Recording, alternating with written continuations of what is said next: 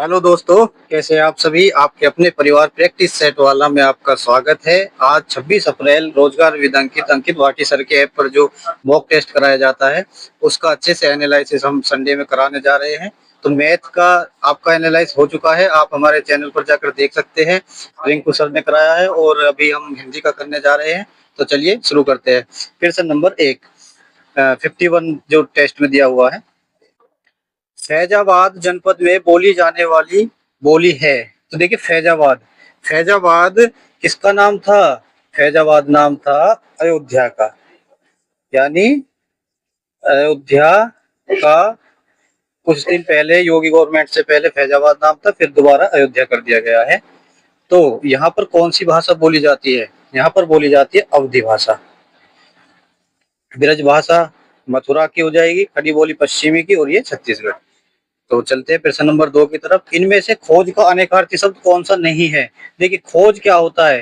कोई पता लगाना, यानी तलाश भी हो जाएगा, जिज्ञासा, अनुसंधान।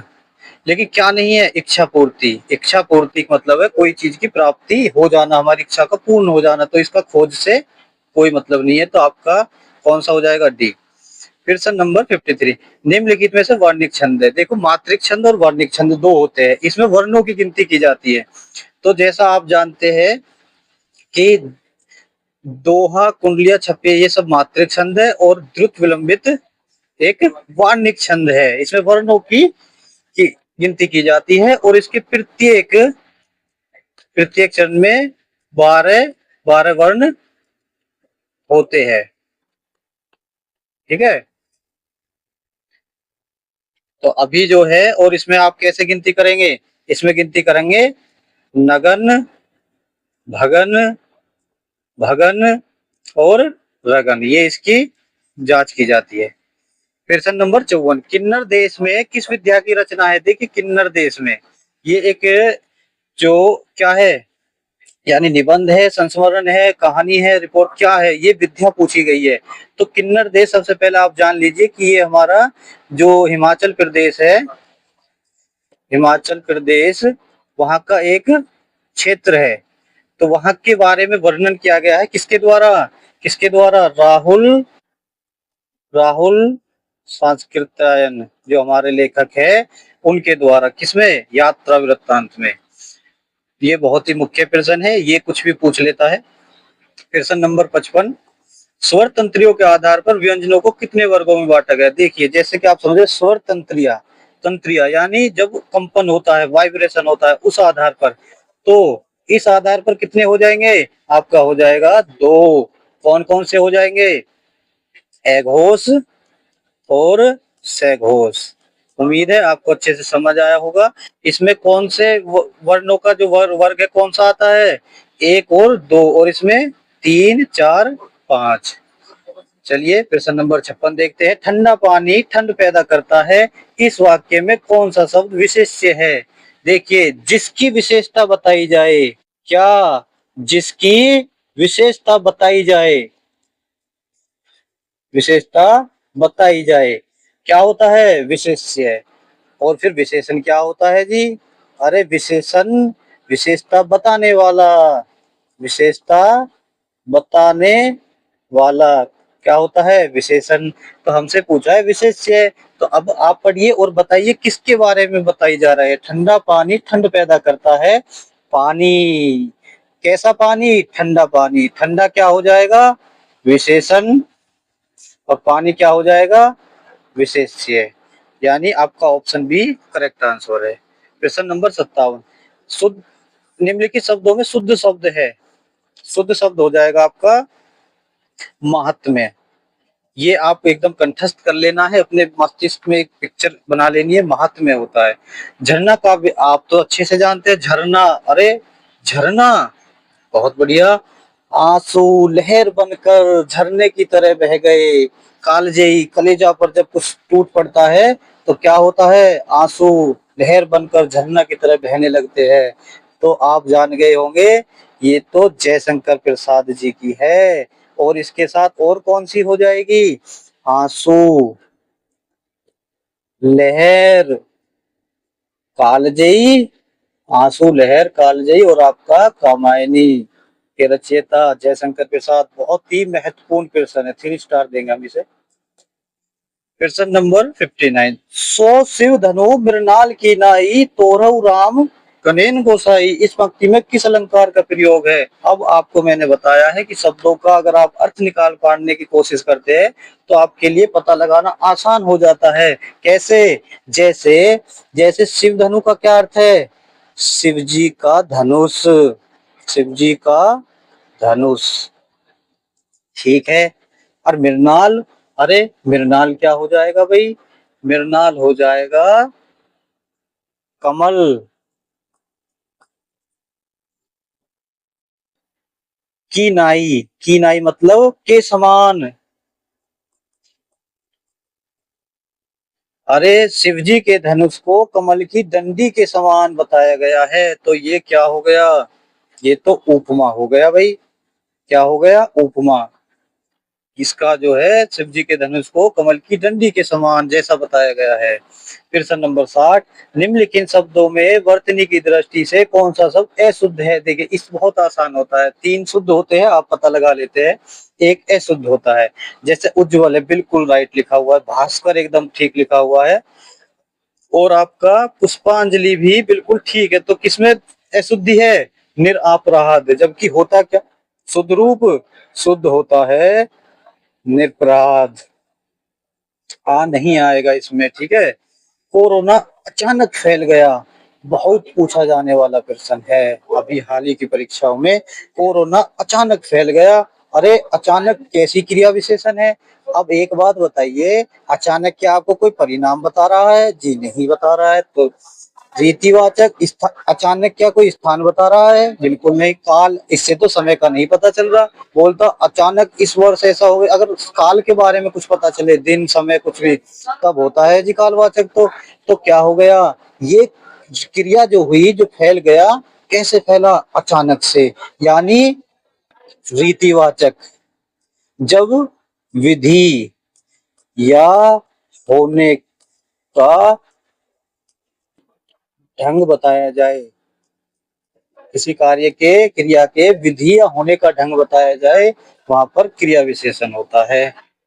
निम्नलिखित में से पराग का पर्यायवाची है। अभी आप आईपीएल देख रहे होंगे, तो आईपीएल में रियाग पराग, इसका राजस्थान रॉयल्स का कप्तान। ये जो पराग होता है ना, ये होता है पुष्परज। पुष्परज, अभी आप उसको देखकर पुष्परज समझ लेना है, ठीक है। पुष्परज, और इसके एक दो पर्यायवाची अगर मैं और करा दूं तो कैसा रहेगा? आप कहेंगे जी बहुत अच्छा रहेगा, तो लिख लीजिए, केसर रज, इससे पुष्परज से है कुसुम रज। कुसुम ये भी तो पुष्प के लिए ही होता है जी, पुष्प धुली। लेखक संज्ञा का कौन सा प्रकार है? अरे भाई लेखक कोई भाव आ रहा है क्या? नहीं। किसी समूह की बात हो रही है? जी नहीं।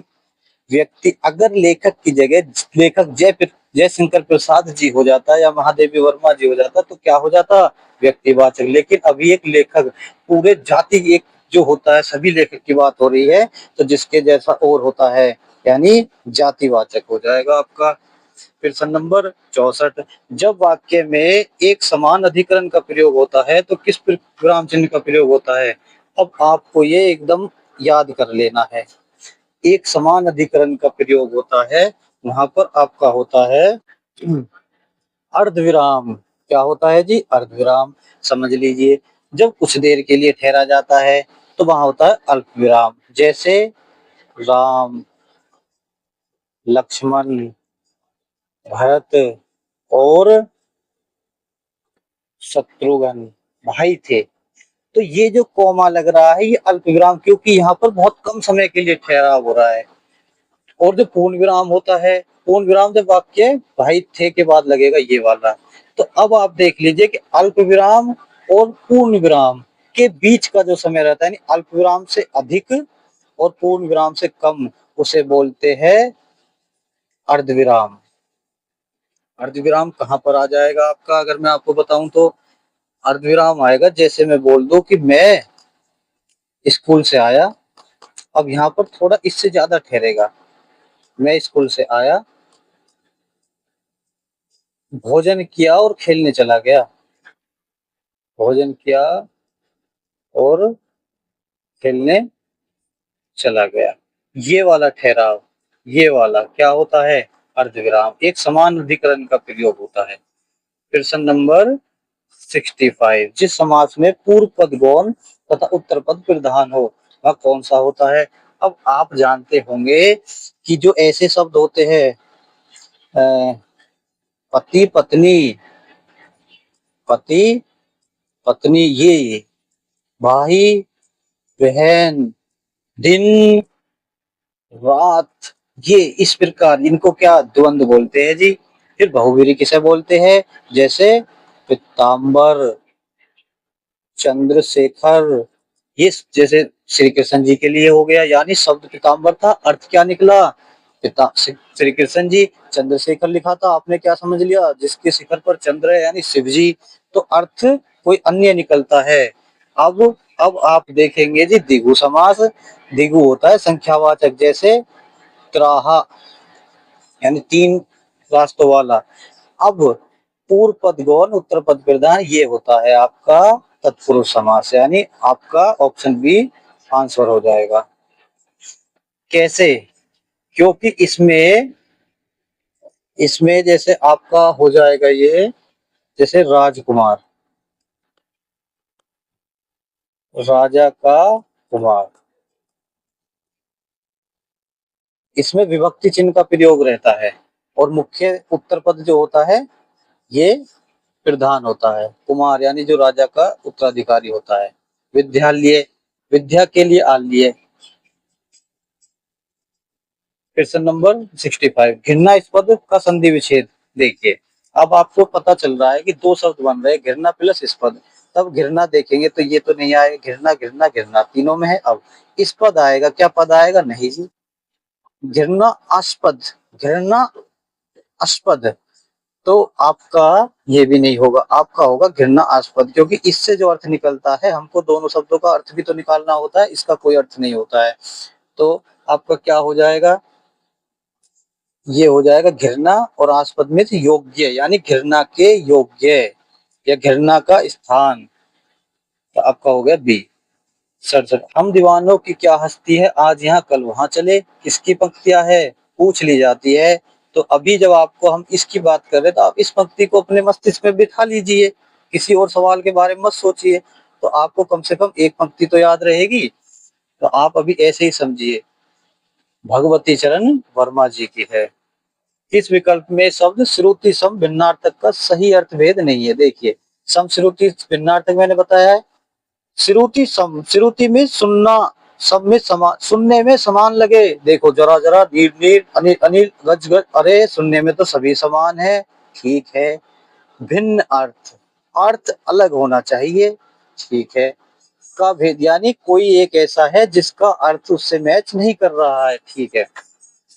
जरा जरा, इस जरा में यहाँ बिंदी होती है, जरा जरा, तो ये हो जाएगा जरा बुढ़ापा, और ये जरा थोड़ा जरा सा दे दे मुझे समा, जरा। नीड, नीर, नीड आप जानते हैं घोंसला को बोलते हैं और नीर जल को, तो ये तो दोनों ठीक है जी। अब अनल अनिल, अरे अनल अनिल, देखो फंस गया है ना। गज और गज, ये गज मापने वाला और ये गज हाथी का, तो ये तो तीनों सही है। अब आपका जो ऑप्शन होगा प्रश्न के हिसाब से वो ये होगा। आप बोलेंगे क्यों होगा जी? इसलिए होगा कि जो अनल का दिया हुआ है और अनिल का, तो अब मैं बताऊं आपको, अनल होता है आपका अग्नि और अनिल होता है आपका हवा, पवन। प्रश्न नंबर 16, अपना मकान कोट समान, लोकोक्ति का सही अर्थ है अपना मकान कोट समान। अपने घर में जो सुख है वह कहीं नहीं है, ये हो जाएगा आपका। आपके घर में इतना दूध है, कुछ हमारे यहाँ भिजवा दीजिए, इतना कुछ, ये क्या होते हैं? क्या ये संबंध बता रहे हैं? जी नहीं, निश्चित निश्चित हो रहा है इतना, यानी अरे ये कोई 5 लीटर या 2 लीटर की बात थोड़ी कर रहा है जो निश्चित हो जाए इतना होता, ये तो अनिश्चय हो जाएगा जी। आपका ये करेक्ट आंसर हो जाएगा। माधुर्य शब्द में कौन सा प्रत्यय? अरे माधुर्य, माधुर्य को जब तोड़ेंगे तो ये तो मधुर प्लस ये हो जाएगा ना, तो क्या हो गया आपका ऑप्शन सी। प्रश्न नंबर 72, कौन तुर्की शब्द नहीं है? तुर्की, तुर्की शब्द नहीं है। डेरा बावर्ची बेगम, इनकी पहचान आपको जब आप 10-10, 20-20 याद कर लेंगे तुर्की, फारसी, उर्दू, तो आपको याद हो जाएगा, उन्हीं में से आ जाएगा। हम आपको वीडियो करा देंगे अलग से भी। तो तुर्की जो नहीं है वो दरोगा है। तो फिर दरोगा क्या है जी? अरे दरोगा फारसी शब्द है। तो आपने दरोगा की एग्जाम भी दिया होगा, तो आप देख लीजिए, हम तो फारसी बनने जा रहे हैं जी, फारसी, ऐसे याद कर लीजिए। अरे उत्तराधिकार में प्राप्त संपत्ति के लिए बिल्कुल देखिए कंफ्यूज हो जाएगा बच्चा, बहुत अच्छा पूछा है क्वेश्चन। उत्तराधिकार में प्राप्त संपत्ति क्या धरोहर बोलते हैं? अरे नहीं, धरोहर होती है किसी का किसी के रखा जो सामान होता है, उसे धरोहर बोलती है। तेरी धरोहर हम संभाल के रखी हुई है। संदाय, अब ये संदाय क्या होता है जी? संदाय होता है दे राशि का भुगतान। ये आपको अर्थ याद कर लेने हैं। अब वसीयत, अरे वसीयत होता है किसी की इच्छा पत्र, एक तरह का, जैसे पिताजी वसीयत छोड़ गए, वो उत्तराधिकार में प्राप्त संपत्ति नहीं है, क्योंकि वसीयत तो किसी के भी नाम लिख दी जाती है। जरूरी थोड़ी है अपने पुत्र के लिए ही लिखे, क्या पता नौकर के लिए लिख जाए। तो वसीयत नहीं है जी, इसका तो रिक्त हो जाएगा आपका क्या, ऑप्शन सी। अब देखेंगे 74, कौन सा शब्द तत्सम है? जब एक तत्सम है तो तीन तद्भव होंगे, और तद्भव आप बहुत ज्यादा भाषा में इस्तेमाल करते हैं, पहचानने में आसानी होती है। सूरज, अरे सूर्य होता है तत्सम। सावन, सावन का तो श्रावण होता है जी। बिच्छू, बिच्छू ये वही है जो आप, राशियां जो होती है उसमें जो वृश्चिक, ये वृश्चिक ही बिच्छू के लिए होता है तत्सम। तो क्या निकला तत्सम? रुक्ष निकला, रुक्ष। तो क्या हो जाएगा आपका? आपका हो जाएगा रुक्ष। रुक्ष को अगर तद्भव देखेंगे तो रूखा, कैसा? रूखा, यानी रुक्ष। प्रश्न नंबर 75, मुझे बताओ तो तुम्हारा जन्म कब और कहाँ हुआ था? देखिए, जिन्हें क्या बोलते हैं? इन्हें बोलते हैं मिश्र वाक्य। अब आप कहेंगे जी क्यों बोलते हैं? क्योंकि इसमें, इसमें जो होता है आश्रित वाक्य होता है दूसरा। क्या होता है? आश्रित वाक्य। कैसे? जब आपने कहा मुझे बताओ तो, अब इतना जब कहने पे क्या कोई रुक जाएगा? आप कहेंगे बिल्कुल नहीं, क्योंकि लग रहा है कुछ और भी कहने वाला है। अरे सरल में तो सिंपल हो जाता, मैं स्कूल गया था, या वह तो बाजार जा रहा होगा, ये सरल हो गया। आश्रित, उस पर निर्भर जो वाक्य होता है, और संयुक्त दो वाक्यों को जोड़ के जो बनता है, तो ये मिश्र हो गया। तो आगे जन्म कब और कहाँ हुआ, ये लाइन इस पर डिपेंड करती है। तो आपका क्या हो गया? मिश्र वाक्य। क्रिया के अलावा संज्ञा के लिंग के अनुसार किन शब्दों के रूप परिवर्तित होते हैं? देखिए, ये संभव याद रखने नहीं हो पाते, लेकिन अगर आपका जानकारी थोड़ी अच्छी है तो आप बनाकर देख लेते हैं। जैसे इसने बोला क्रिया के अलावा संज्ञा के लिंग के अनुसार क्या परिवर्तित होता है। जैसे कोई संज्ञा है तो क्रिया तो होती ही है परिवर्तित, प्रश्न बहुत ध्यान से पढ़ना है। क्रिया तो परिवर्तित होती ही है। जैसे, जैसे आप बोलेंगे राम स्कूल जाता था, या जाता है, कर लीजिए, जाता है। तो और आप बोल दे उधर, आप बोल दे उधर कोमल, कोमल स्कूल जाती है। तो अब एक बात बताइए, क्या क्रिया चेंज हो गई या नहीं हुई? देखिए, आप कहेंगे जी हो गई, जाता था, लेकिन जैसे ही संज्ञा बदली तो जाती हो गया। तो अब मैं आपको बताऊं, इसके अलावा पूछा है, तो आप बताएंगे इसके अलावा क्या होगा? इसके अलावा हो जाएगा विशेषण। बोलेंगे जी कैसे? जैसे राम अच्छा लड़का है, या राम अच्छा लड़का है, तो विशेषण क्या है राम का? विशेषण तो अच्छा है। अब यहीं पर अगर हो जाए कोमल अच्छी लड़की है, तो अब ये जो विशेषता बता रहा है शब्द, कौन सा? अच्छी और अच्छा, तो क्या विशेषण चेंज हुआ या नहीं हुआ? तो संज्ञा के साथ में क्रिया और विशेषण दोनों परिवर्तित हो जाते हैं। यही आपका करेक्ट आंसर है। उम्मीद है आपको समझ आया होगा। चलते अगले प्रश्न की तरफ। सत्संग में जाने के बाद मन को शांति मिली, दिए गए वाक्य का काल पहचानिए। सामान्य भूतकाल, मिली है, अरे है की बात कर रहा है तो है को आसन भूतकाल या तात्कालिक अभी का वर्तमान भी बोल देते हैं। आसन भूतकाल का मतलब होता है जो अभी अभी हमको पता चला हो, खत्म हुई है। जैसे सत्संग में जाने के बाद शांति मिली है, या तो मतलब लग रहा है अभी अभी वो सत्संग से आकर हमको बता रहा है कि शांति मिली है। तो ऐसे शब्दों को आसन, जस्ट अभी अभी हुआ हो, आसन भूतकाल में माने जाते हैं ये शब्द। ऐसे आप ये मत समझ लेना कि जी इसमें तो वर्तमान है, लेकिन वर्तमान तो ऑप्शन में है ही नहीं। ये आसन भूतकाल वर्तमान में भी मान लिया जाता है। कौन सा विलोम युग्म सही नहीं है? अरे विलोम पूछा है, उम्मीद है आपको अच्छे से होंगे। स्वीकार्य परकर्य यानी त्यागने वाला, ये तो ठीक है। व्यष्टि समष्टि, ये भी सापेक्ष निरपेक्ष। जो सही नहीं है वो आपका हो गया विपत्ति आपत्ति विपत्ति। कैसे? अरे आपत्ति और विपत्ति तो एक ही होता है। अभी जब आपका परीक्षा में कोई प्रश्न गलत आएगा तो आप आपत्ति दर्ज करेंगे ना, विपत्ति।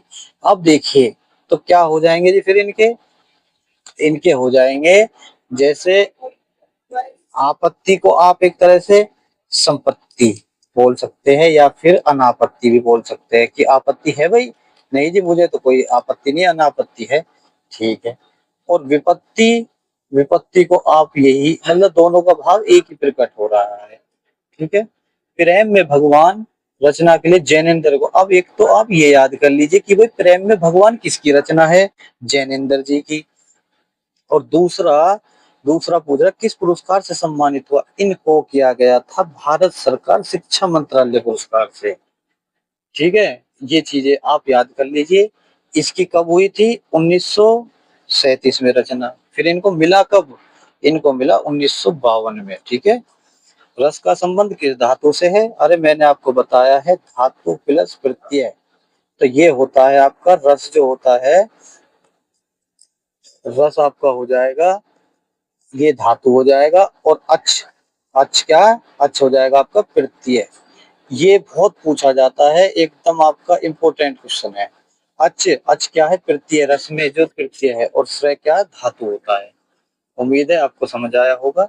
किस वाक्य में क्रियार्थक संज्ञा का प्रयोग हुआ है, जहां क्रिया, जहां क्रिया संज्ञा का रोल निभाए, संज्ञा की तरह इस्तेमाल हो,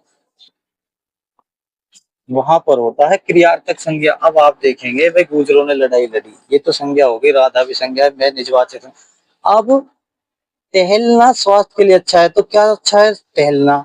तो टहलना को देखो कैसे इस्तेमाल किया है, जैसे संज्ञाएं होती है ऐसे इस्तेमाल किया है। तो टहलना जबकि है क्या, क्रिया है, ये क्रियाएं नहीं है, ये तो निजवाचक सर्वनाम है। इरादा खुद संज्ञा है, गुजरो ये भी संज्ञा है।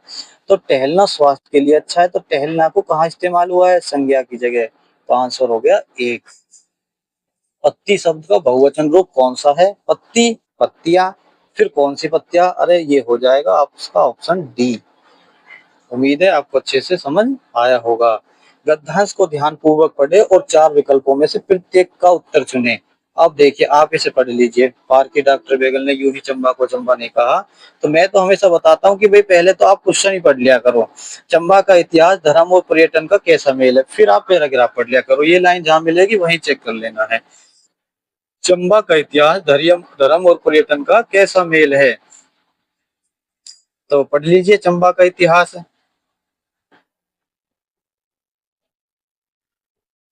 चंबा का इतिहास मनोहरी मेल है, कैसा मेल है, मनोहरी मेल है, यानी मन को हरने वाला। आपका ऑप्शन ए करेक्ट आंसर है। दो, डॉक्टर बोगल ने चंबा को चंबा कब कहा, अब देख लीजिए। बोगल ने चंबा को चंबा नहीं कह डाला था, यूं ही नहीं कह डाला था, तो क्या किया था फिर इन्होंने, इन्होंने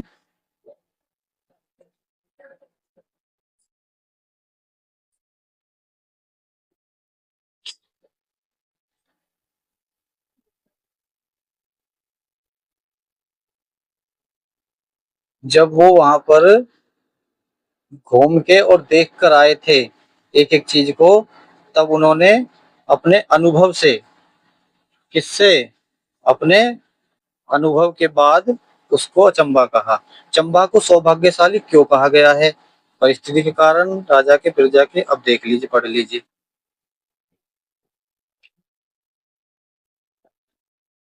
ये रहा, चंबा का यह सौभाग्य रहा कि उसे एक धार्मिक और जनसेवक राजा मिला। किसके कारण? किसके कारण? राजा के कारण। ठीक है। चंबा किस शैली ने अपनी पहचान बनाई? अब आप जब इसे पढ़ेंगे ध्यान से तो आप देखेंगे कलम शैली लिखा हुआ है। वशीकृत शब्द का अरे वशीकृत का, वशीकृत कर लिया, मंत्र मुग्ध कर लिया जी, मंत्र मुग्ध एकदम। आपने तो ऐसे करा दिया प्रैक्टिस सेट, एकदम मंत्र मुग्ध हो गए हम, तो वशीकृत हो गए, यही है इसका। तो अगर आपको अच्छा लगा हो तो शेयर करें दोस्तों के साथ, और अपना एनालिसिस करके अपने आगे की तैयारी करें। आपका समय बचाने के लिए हमने ये पहले कराया है।